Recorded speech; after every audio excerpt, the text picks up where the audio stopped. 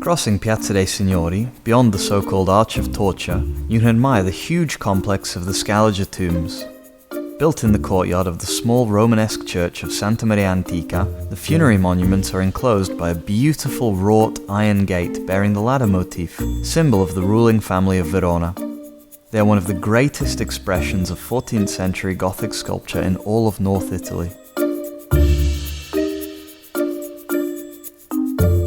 Inside the churchyard, there are 8 graves, but the monumental tombs, a perfect fusion of sculpture and architecture, are only 3. The tomb of Can Grande I della Scala, the most famous, is placed above the side door of the church, but it is a copy, while the original one is in the Museum of Castelvecchio.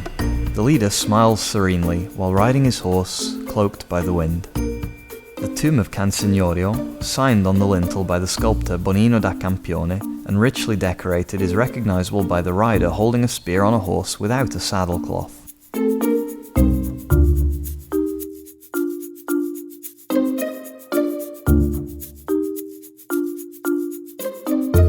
Finally, the tomb of Mastino II, in which the knight, represented in a rigid command position, is protected in his solid armor and hides his face inside his helmet.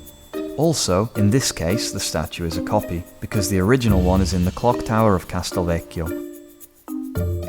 Commissioned by its respective owners, each of the 3 tombs contains the dead lord's grave, on which his body is carved in a supine position. On top of it, the lord looks alive and dominant, riding his horse, as if he wanted to go on fighting even after death.